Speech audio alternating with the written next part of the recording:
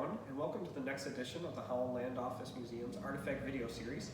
My name is Ryan Duffy, and I'm the director of the museum, and this week's topic we're going to discuss the life of one of the most important individuals in the history of the Holland Land Company, and that is Paolo Busti.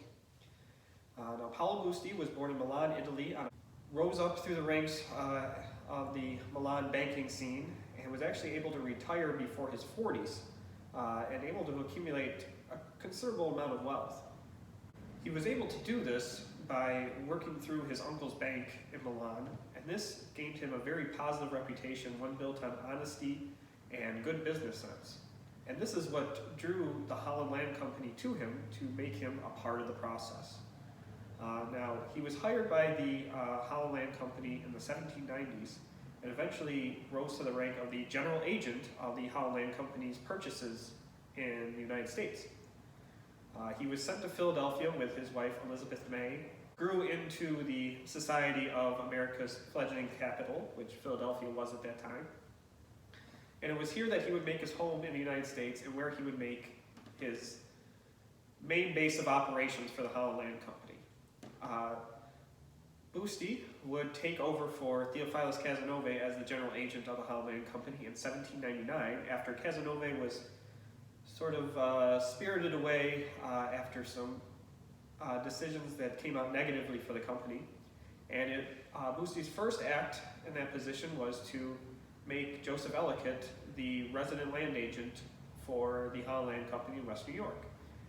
This made perfect sense to Busti, as Ellicott was the one who surveyed the land and as such probably knew the land better than anybody else, even though he didn't really have any experience in selling land, as he was mainly a surveyor up until that point.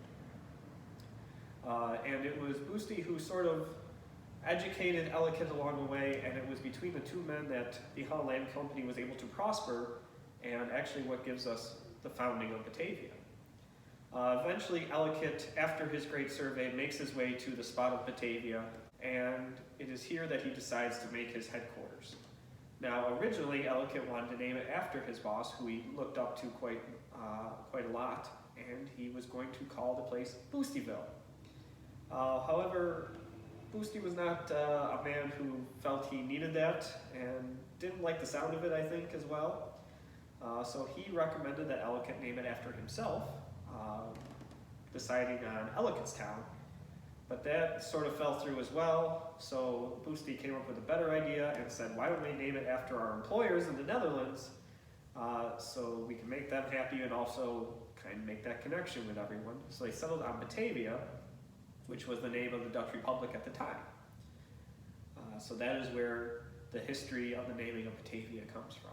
Now, it was actually Busti's policies that really propelled the land company's efforts here in Western New York.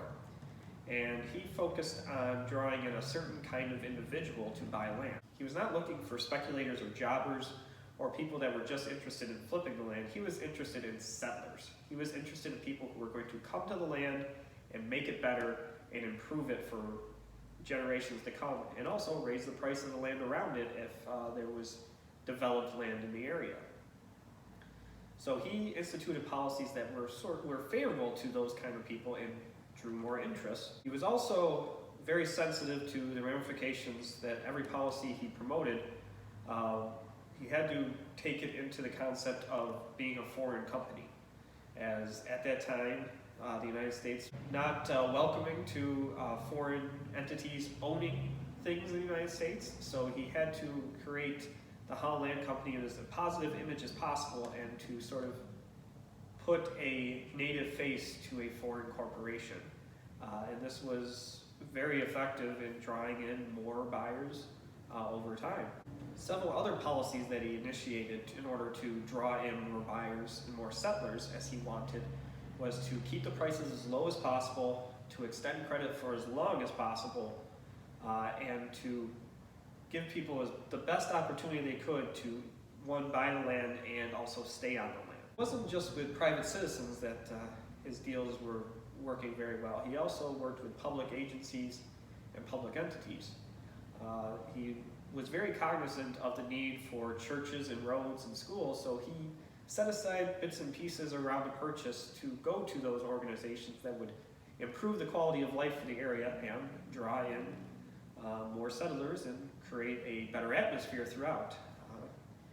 He didn't just focus on creating roads throughout the purchase, it also expanded to other types of travel, the main being what became the Erie Canal.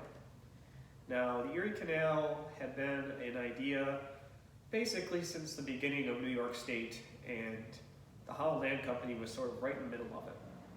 And in order for it to work, the land company had to grease the wheels a little bit because it was seen as a major boon to their area if the Erie Canal or a canal attached the eastern half of the state to the western half of the state where the Holland land purchase was.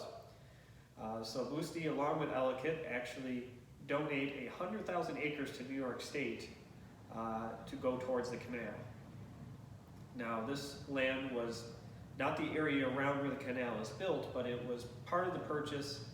Maybe some of the more or less desirable places, but it was given to New York State for New York State to sell and then to use those profits to help pay for the canal. So in the end, the Holland Land Company has a direct line in making the Erie Canal a real opportunity and bringing it into reality. Now, Paolo Busti worked with the land company almost up until his death. He was actually the one responsible for letting Joseph Ellicott go in 1821 after Ellicott failed to secure political allies in New York State. Busti died in his home in Philadelphia in 1824, but was seen as a major driving force behind the Holland Land Company and a real reason for why its successes came to be and grew over time. His legacy actually is carried on throughout Western New York today. You have the Paolo Busti Foundation here in Batavia, along with the Paolo Busti Monument right next to the museum here. It's not only in Batavia that his legacy is carried on. In Buffalo, we have Busti Ave. Yes, it's pronounced Busti. The pronunciation was changed over time, but it's Paolo Busti, but Busti Ave. And then we also have Busti, New York, down in Chautauqua County, which is named after the general agent of the land company. I hope you enjoyed this edition of the Artifact video series, and if you've missed any in the past, feel free to go check them out on our channel, Holland Land Office Museum. And I hope you join us for the coming ones, as we're going to try to do one of these every week. Thank you again, and I hope you enjoy the video.